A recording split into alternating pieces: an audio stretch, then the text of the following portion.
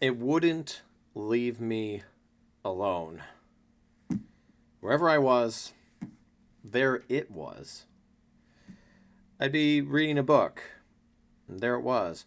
I'd be mowing the lawn, and there it was. People saw it in me before I could articulate it. People asked my mom if I was one before I was. Looking back, my home congregation was very supportive, maybe too supportive.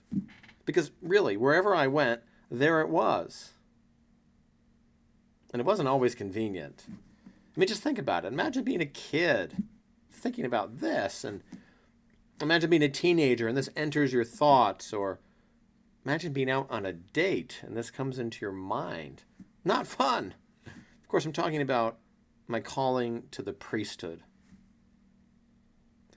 In the Old Testament book of Jeremiah, if we rewind 2,500 years, we find ourselves dealing with another young man wrestling with a call from God.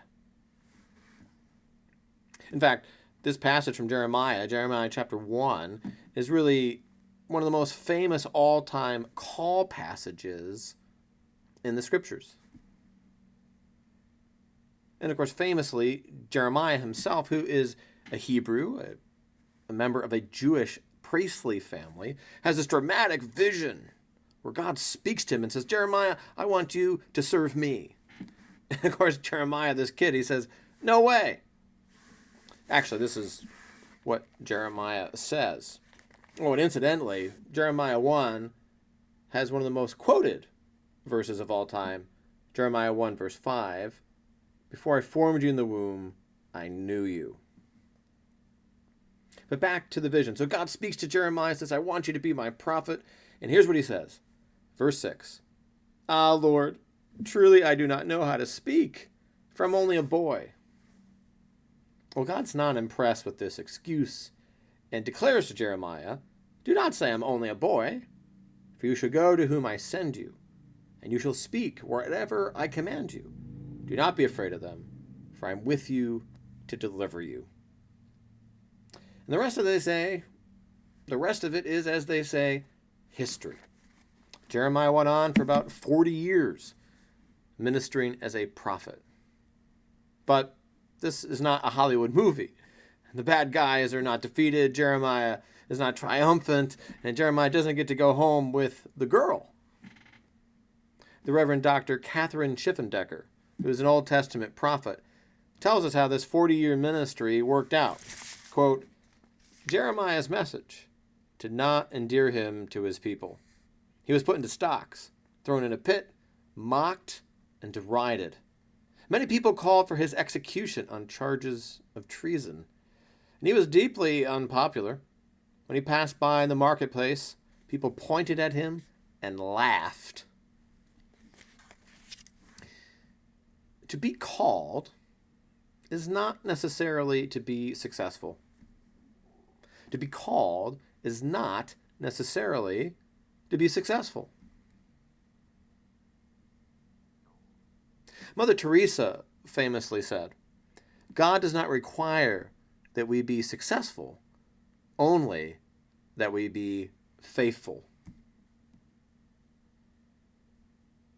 Now, our popular culture often seems a whole lot more interested in success versus calling, in personal fulfillment, rather than faithfulness.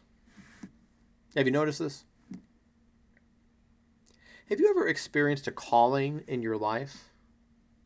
Calling is not the special providence of preachers and prophets. Calling can come to anyone. Think of calling as a burden, a need to do something, a pull toward a particular activity, person, or place.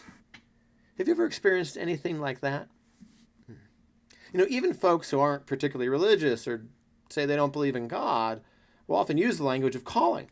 They'll say something like, I didn't choose acting. Acting chose me. Now, calling is often sort of confused with occupation. But for a lot of people around the world, their calling is found not so much in their jobs, but in their relationships. For a lot of people all over the world, their sense of calling is expressed not so much in their jobs, but in their relationships. Most people feel called to marriage or relationship, and a lot of people feel called to parenthood. And now, not all jobs are callings. A lot of people would not describe their job as their calling. Now, some people are blessed to have a close alignment between their calling and their job. But there is also a tremendous blessing in simply having a job. A job that puts food on the table, that lets you contribute to society in some useful way. No high calling, nothing fancy, just good, honest work. So there's jobs with having alignment between calling and job. Sometimes those go together, but there's really a blessing in just having a job. Now, there are many people who are very good at their jobs, but would quit them if they won the lottery.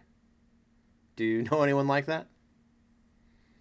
And on the other hand, there are people who feel called. And so whether they win the lottery or they retire from their jobs, they're still going to be involved in working with kids or caring for the environment, laboring for justice, whatever their sense of calling is. Do you know anyone like this? Now, to be a disciple, that is to be a serious Christian, to be a disciple of Jesus is to respond to a calling to follow Jesus in every aspect of your life. So that all that you do, you offer up to God and neighbor as an offering of love. Not a perfect offering of love, but all that you do offered up in love as an offering to God and neighbor.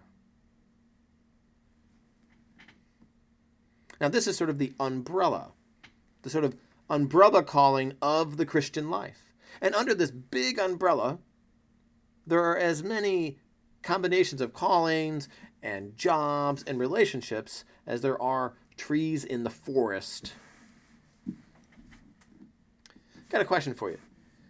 Do you think callings are only found through dramatic visions from God, like Jeremiah had? Yeah, no, not really. In fact, most people discover their calling through trial and error, through discovery, through a dialogue between the stirrings of your heart and the careful reflections of your mind. Calling and occupation, relationship and purpose, passion and hobby are really all best discerned and discussed in community. That's really what local churches are supposed to be for each other, family, and help each other out with that kind of thing. This is also the work of spiritual friendship. Now for some jokes. I can't promise they're any good. Fortunately, I won't be able to hear whether you laugh or not. Number one, I became a professional fisherman, but discovered I couldn't live on my net income. Number two, I managed to get a good job working for a pool maintenance company, but the work was just too draining. The third one isn't any better. So then I got a job at the gym, but they said I wasn't fit for the job. Okay, let's move back to the topic of calling. Now, eventually in my own life, I relented to my calling, and I found a peace of mind. And priesthood is just one form of Christian discipleship, one form among many. Marriage is a form of discipleship. Parenthood is a form of discipleship. There's lots of others. Priesthood is just one form of Christian discipleship. And like any other form of discipleship, it has its moments of fulfillment and its moments where you're just being faithful. If you're currently going through a season where you're not feeling fulfilled, with God's help, just make sure that you're being faithful. Now, this priestly life has allowed me to come into the lives of many people of all ages and stages, sometimes at the high points of their life, sometimes at the low points. And this is certainly a privilege. But I've had some low moments in my priesthood too. There was a time where I almost walked away from the faith. There was a time where I thought I would have to do the unthinkable and renounce my priestly vows.